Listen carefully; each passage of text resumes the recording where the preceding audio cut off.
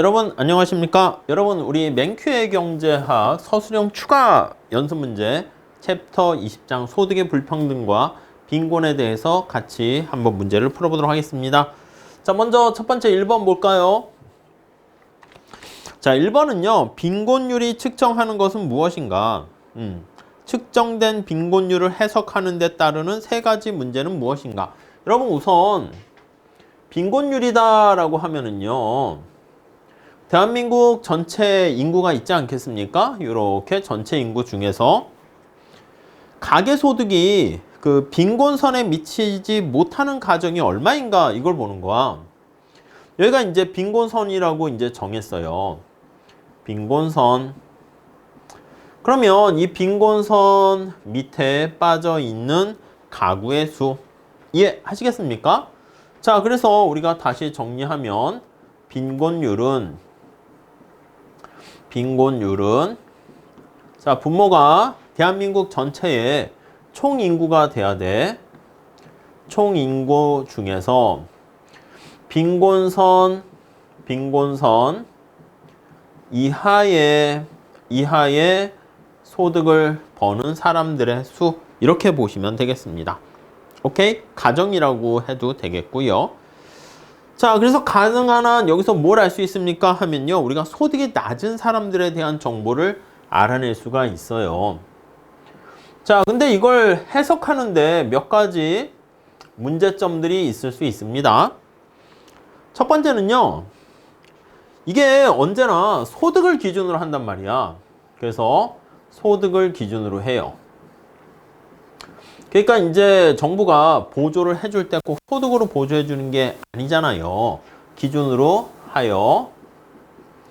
그러니까 물건을 직접 사서 도와줄 수 있다고요. 그걸 우리가 현물 보조라고 얘기하는데 현물 보조는 반영이 안 됩니다. 자, 그럼 현물 보조까지 고려를 하게 되면 사실은 빈곤에서 탈피됐다라고 할 수 있는데 이게 반영되지 않기 때문에 과대 측정되는 그러한 문제가 발생할 수 있다. 이렇게 보시면 되겠고요. 자, 그 다음 두 번째. 자, 빈곤율을 우리가 측정해서 나타낼 때는 연간 소득으로 표현합니다. 또 소득 중에서 연간 소득 이렇게. 자, 근데 우리가 잠깐 내가 올 1년만 좀 이렇게 소득을 많이 못 벌 수 있지만 뭐 과거부터 먼 이제 미래까지 떼돈을 벌 수도 있잖아. 그러니까 내 인생 전부 다 이렇게 돈을 많이 벌고 자산을 축적했는데 내 소득 자체가 지금 잠깐 낮을 수 있어요. 그러니까 우리가 정확하게 보려면 생애 전체 소득을 기준으로 해야 되는데 이게 이제 얼마나 빈곤한가 그걸 파악하는데 더 좋은데 근데 우리는 얘를 기준으로 하고 얘를 사용하지 않는다라는 거기서 발생하는 문제가 있는 것이죠. 그러니까 생애소득을 기준으로 했을 때는 이게 연간소득보다 얘가 약간 좀 더 균등하게 분포되어 있다라는 걸 알 수가 있습니다. 더 균등하게 분포되어 있다. 이해 가시죠? 그러니까 이것도 연간소득을 하다 보니까 이거는 또 역시 과대 측정되는 경향이 있습니다. 다음 세 번째. 자, 빈곤율은요, 소득을 할 때 임시적인 변동에 의한 변화이지만, 근데 소득의 불평등은 항상 소득으로 측정해야지. 우리가 앞에 얘기한 것처럼, 저 나중에도 얘기하는데, 임시 소득으로 측정하느냐, 항상 소득으로 측정하느냐. 다시, 요거와 관련된 게 임시 소득이다. 이렇게 보시면 되겠고, 2번하고 그냥 비슷하게 같은 말로 보시면 되겠습니다. 근데 이거는 항상 소득, 이게 생애 전체적인 평균 소득이라고 보시면 되겠습니다. 자, 그래서 이러한 문제가 따른다라고 되어 있으니까 잘 좀 정리하시면 되겠습니다. 자, 이 정도 할게요. 자, 다음 2번 한번 볼까요? 자, 페트라는 폴라보다 소득이 높대요.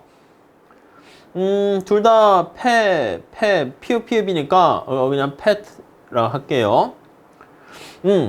소득이 폴라보다 소득 수준이 더 높대요. 자, 페트라의 소득을 이 사람이 부자야, 부자. 폴라는 약간 빈자라고 할게요. 빈자. 가난한 사람이야. 자, 그러니까 부자에게서 소득을 일부 가난한 사람한테 재분배를 하면 어떨까? 이렇게요. 이전을 시키는 거야. 재분배를 하면 어떨까? 네, 이해 가시죠? 그렇기 때문에 재분배를 위해서 누군가가 페트라한테 세금을 부과하는 게 어떨까? 그러니까 재분배하려면 뭔가 재원이 있어야 되잖아. 얘한테 높은 고율의 누진세를 부과하는 거야. 그럼 여기서 조세 수입을 얻게 되겠죠? 그걸로 이제 폴라에게 재분배를 하면 사회가 더 행복하지 않을까? 이렇게 주장합니다.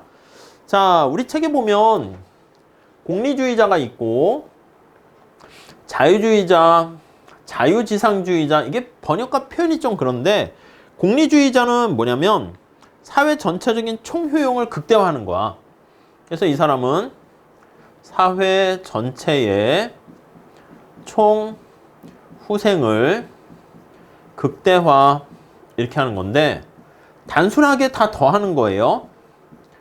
네, 근데 만약에 여러분 거기 전제가 있습니다. 단 가정이 뭐냐면 소득에 대한 돈에 대한 한계 효용이 체감한다면 그게 거의 깔려 있어야 돼요. 한계 효용이 체감한다는 전제가 효용이 체감시. 그러니까 보통 이제 여러분 내가 집에 한 10억 있어. 그 사람한테 100만 원과 집에 돈이 5천만 원밖에 없어. 그 사람한테 100만 원은 소중한 정도가 다르잖아. 그렇기 때문에 소득의 한계 효용이 체감한다. 그러면 이렇게 재분배를 했을 때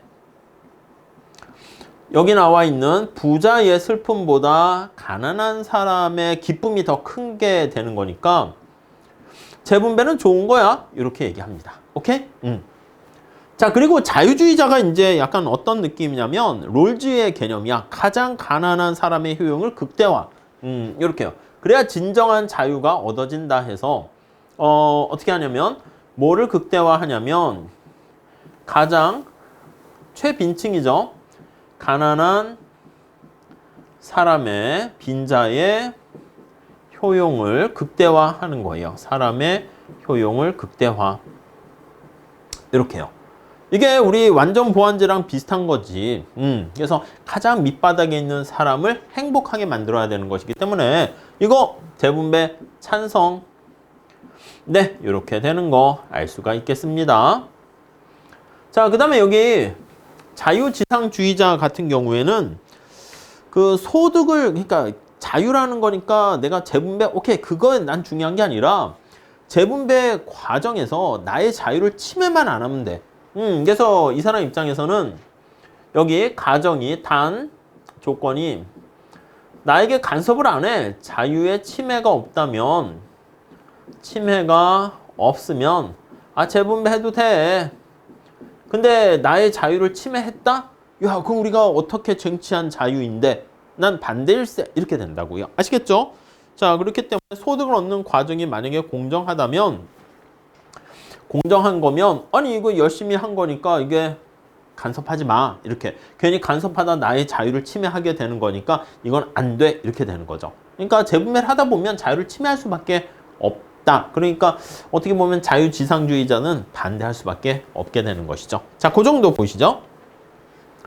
자, 다음 문제 볼까요? 3번.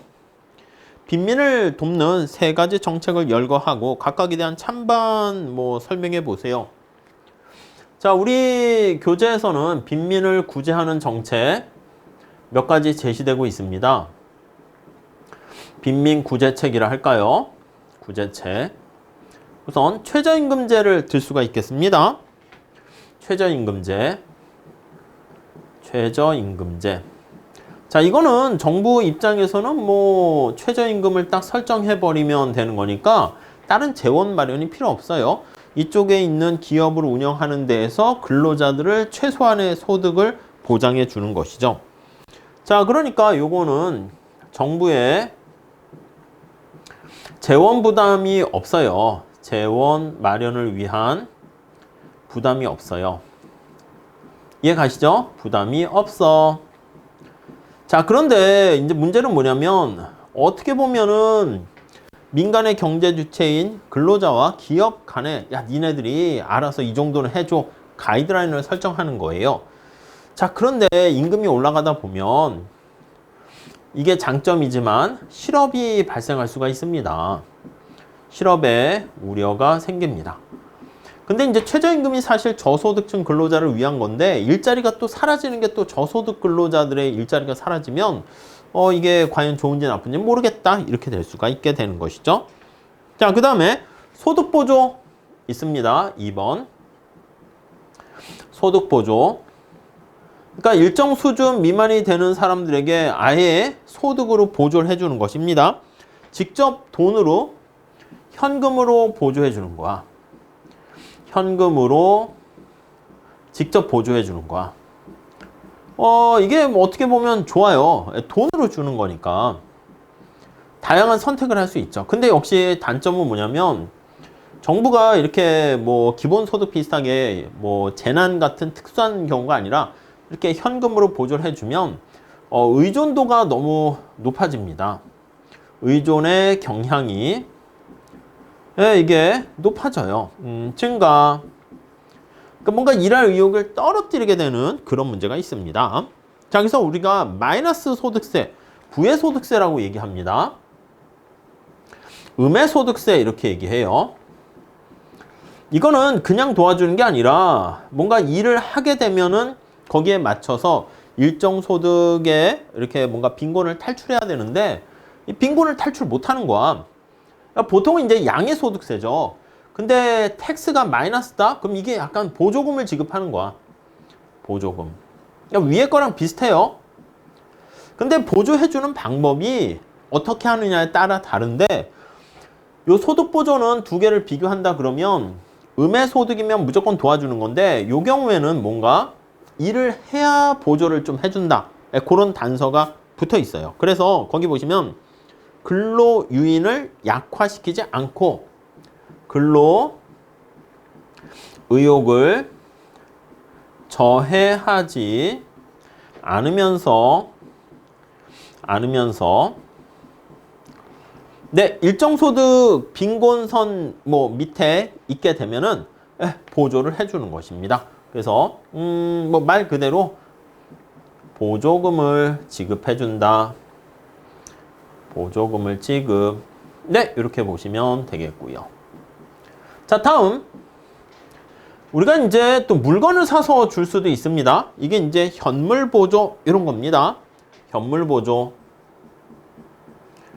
그러니까 이제 저소득층을 위해서 뭔가 우리 생필품에 해당하는 거라든가 아니면 이제 돈으로 줬더니 선택의 폭이 많아지는 거 아니겠습니까? 현금을 받았더니 우유를 사 먹어야 되는데 술을 먹는 거야. 그러니까 안 되겠다. 아예 생필품이나 우유 같은 것을 직접 사서 물건으로 주는 겁니다. 이해 가시겠죠? 우유 등 생필품을 직접 제공해 주는 거예요. 생필품을 제공. 이해 가시죠? 자, 근데 어떤 단점이 있을까요? 아니, 이 사람이 우유 알러지가 있어. 우유 먹으면 안 돼. 그래서 딴 걸 먹고 싶은데 두유, 뭐 비슷한가? 아무튼 두유를 먹고 싶은데 자신의 어떤 선호도라든가 취향 이런 것들이 제대로 반영되지 않는다라고 보시면 되겠습니다.